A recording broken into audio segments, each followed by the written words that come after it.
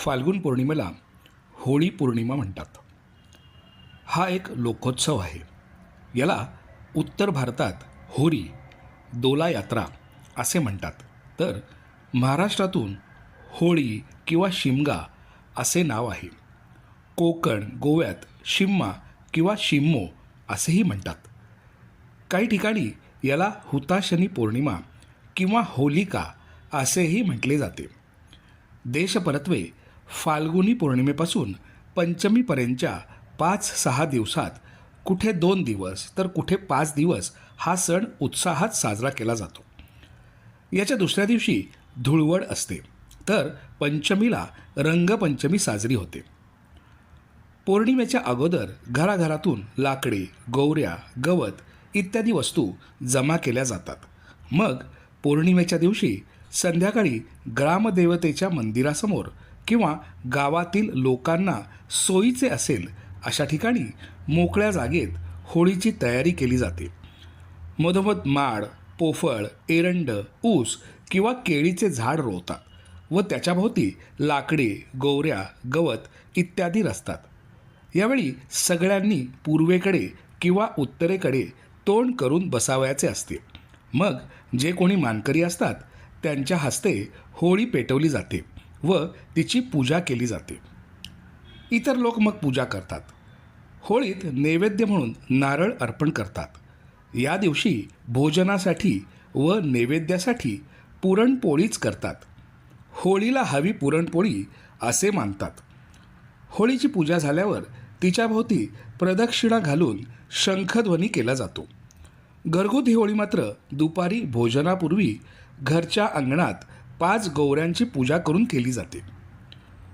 होळी पौर्णिमा साजरी करण्यास सुरुवात कशी झाली यासंबंधी अनेक वेगवेगळ्या कथा सांगितल्या जातात. उत्तरेत हा सण श्रीकृष्णासाठी आहे असे मानतात.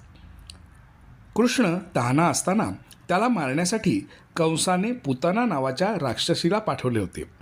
कृष्णाने तिचे कपट ओळखले आणि तिचे दूध पिता पिता तिचे प्राणही घेतले, अशी कथा आहे.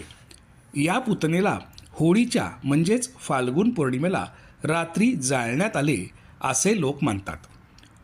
महाराष्ट्रात होळीची जी प्रचलित कथा आहे ती म्हणजे प्राचीन काळी ढुंडा नावाची राक्षसी लहान मुलांना त्रास देत होती. तिला हुसकावून लावण्यासाठी फाल्गुनी पौर्णिमेला मोठा जाळ केला होता. त्यामुळे ती पळून गेली. अशी घटनेची आठवण म्हणून होळी पेटवली जाते. या दिवशी सर्वांनी धीट बनावे हा खरं तर मूळ उद्देश. आरडाओरडा करावा, नाचावे, गाणी म्हणावी व ज्याच्याविषयी आपल्याला भीती वाटते त्याच्या नावाने बोंबा माराव्यात असे मानतात. लहान मुलांनी लाकडाच्या तलवारी घेऊन युद्धाचा खेळ खेळावा, म्हणजे शौर्याच्या या आविष्काराने राक्षसी प्रवृत्ती असलेल्या गोष्टी आपल्यापासून पळून दूर जातील ही खरी ह्यामागची धारणा आहे. दक्षिण भारतातील लोक हा उत्सव कामदेवासाठी मानतात.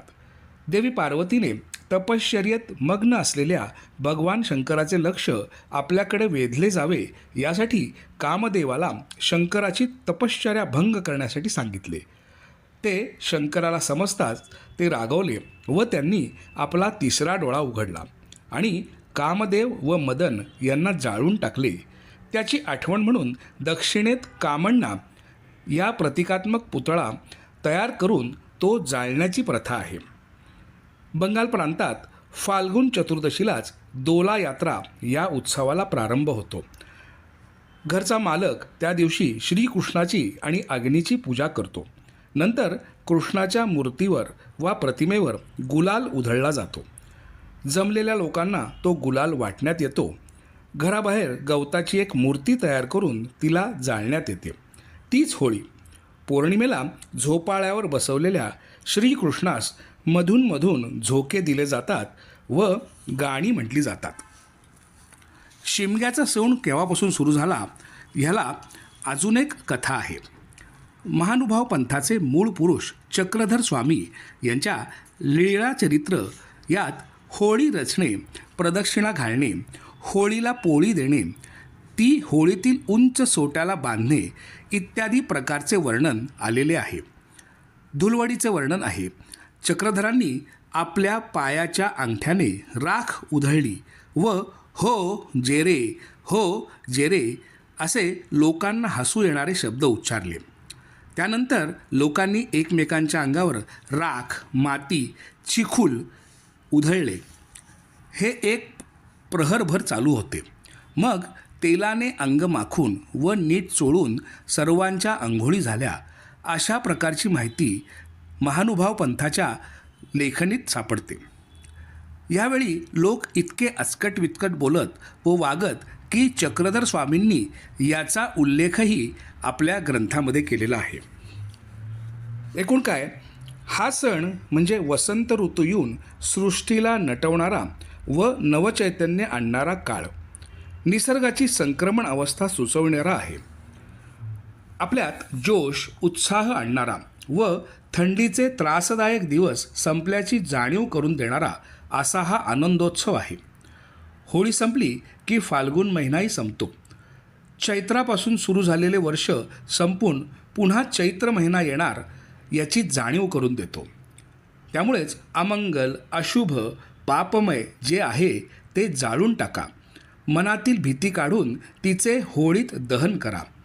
मनातील वाईट विचारांचे होळीच्या मंगल अग्निज्वालांमध्ये समर्पण करा, असा संदेश आपल्याला होळीचा सण नक्कीच देतो.